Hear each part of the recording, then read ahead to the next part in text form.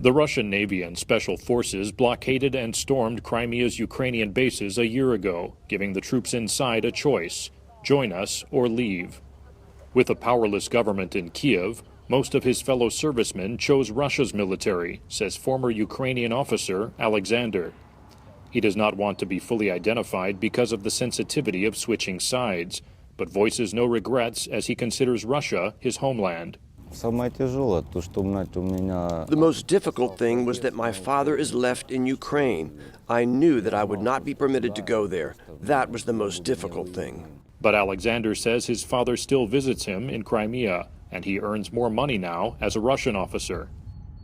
After the Soviet Union collapsed, Yuri Serdyuk served under Ukraine, but since the annexation is applying for his military pension with Russia. Despite being forced to close his security guard business after his Ukrainian business license became invalid, he expects a more comfortable life under Russian rule. Yes, it will be better. I can judge by my parents, who are pensioners, comparing the pension they got under Ukraine and the pension they got under Russia. Right now, they live in a better way. But while many in Crimea celebrate being Russian, 33-year-old Andrei refuses to give up his Ukrainian citizenship. He lives with his younger brother, another former Ukrainian military officer who chose the Russian side to provide for his two children. The decision was difficult for his brother, says Andrei, but not for him. It affected our relationship. It became more tense in some moments.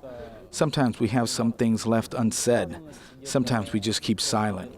And I'm personally annoyed by some things, especially when he wears his Russian uniform.